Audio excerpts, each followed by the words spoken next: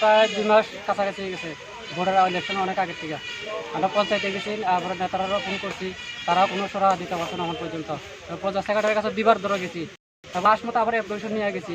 অ্যাপ্লিকেশনের সিলটা রিটুকুছি এটা পর্যন্ত আমরা দিছে না। কোন পঞ্চায়েতের আপনারা? বাগপাড়া পঞ্চায়েত সেক্রেটারি, তারা সেক্রেটারির কথা কইতে গেলে মানে উল্টা সুর মারা, মানে অন্যরকম কথাবার্তা কয়। কত পরিবার আছে এখানে? এখানে প্রায় 100 পরিবারের উপরে আছে।